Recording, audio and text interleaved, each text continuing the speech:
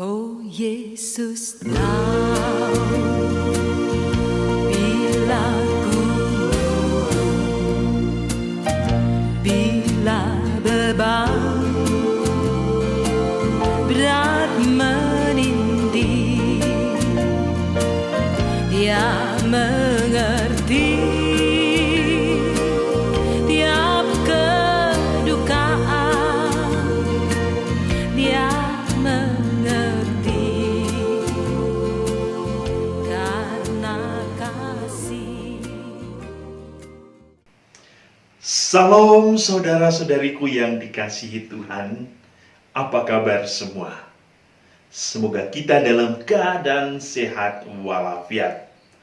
Saudara-saudariku, kita berjumpa kembali dalam renungan harian Santapan Jiwaku. Santapan yang memberikan kekuatan bagi jiwa kita. Santapan yang memberikan rasa puas bagi jiwa kita.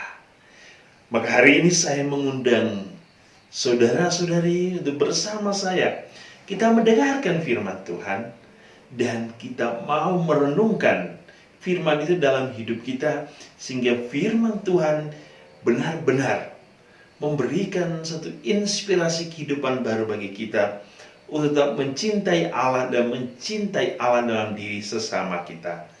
Hari ini kita merenungkan firman Tuhan dari Injil Markus bab 12 ayat 28b sampai 34. Marilah kita mendengarkan firman Tuhan. Inilah Injil Yesus Kristus menurut Markus. Pada suatu hari datanglah seorang ahli Taurat kepada Yesus dan bertanya, "Perintah manakah yang paling utama?" Yesus menjawab, "Perintah yang utama ialah, dengarlah hai orang Israel. Tuhan Allah kita itu Tuhan yang esa. Kasihilah Tuhan Allahmu dengan segenap hati, dengan segenap jiwa, dengan segenap akal budi, dan dengan segenap kekuatanmu. Dan perintah yang kedua ialah, kasihilah sesamamu seperti dirimu sendiri. Tidak ada perintah lain yang lebih utama daripada kedua perintah ini." Berkatalah ahli Taurat itu kepada Yesus, "Guru, tepat sekali apa yang kau katakan, bahwa Dia itu esa dan tak ada Allah lain kecuali Dia. Memang mengasihi Dia dengan segenap hati, dengan segenap pengertian, dan dengan segenap kekuatan, serta mengasihi sesama manusia seperti diri sendiri, jauh lebih utama daripada semua kurban bakar dan persembahan." Yesus melihat betapa bijaksananya jawaban orang itu. Maka ia berkata kepadanya, "Engkau tidak jauh dari kerajaan Allah." Dan tak seorang pun masih berani menanyakan sesuatu kepada Yesus. Demikianlah Injil Tuhan. Saudara-saudari yang dikasihi Tuhan, damai sejahtera bagi kita semua. Hari ini lagi-lagi seorang ahli Taurat datang mau mencoba Yesus dengan pertanyaan, perintah manakah yang paling utama? Dan kita telah mendengar nih, Yesus menjawab dengan sangat bijaksana.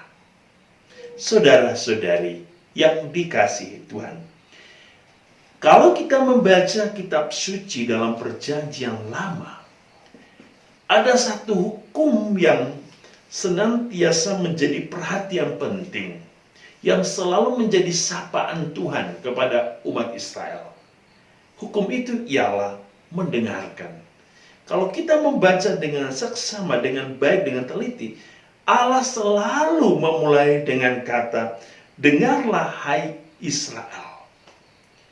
Hukum ini menjadi penting dalam perjanjian lama. Karena apa? Seseorang hanya bisa memahami sesuatu kalau ia mendengar dengan baik. Kalau seseorang diperintah dan ia mendengar instruksi itu dengan baik, maka apa yang diperintahkan itu dapat dilaksanakan.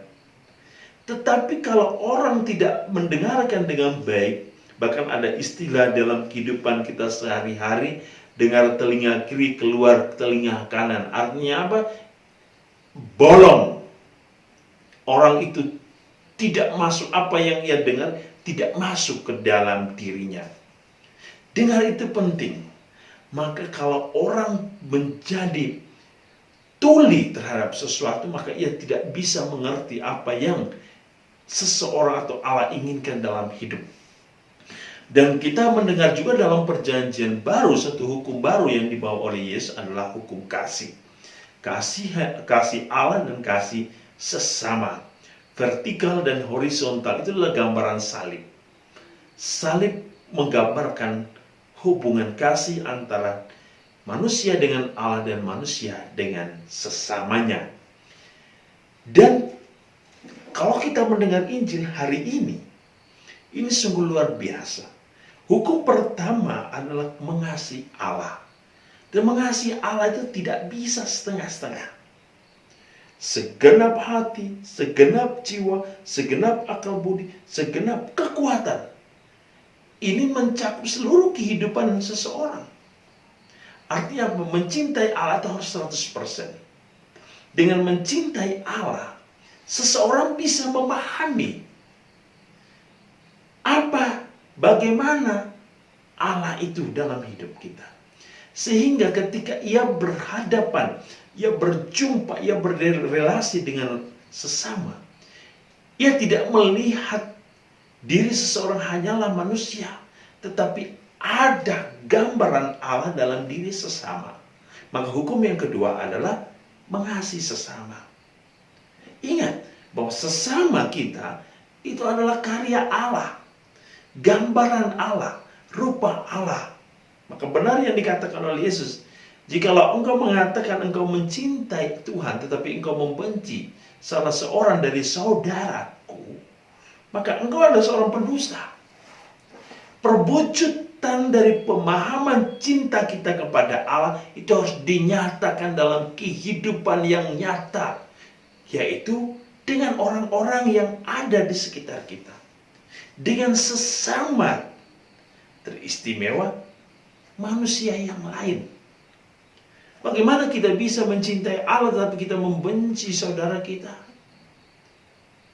Bagaimana kita berdoa, bertekun, rajin dalam persekutuan doa, rajin ke gereja, tapi dengan keluarga sendiri, dengan suami berantem, dengan istri berantem, dengan anak dicaci maki, dengan pembantu dimarah, dengan tetangga bermusuhan.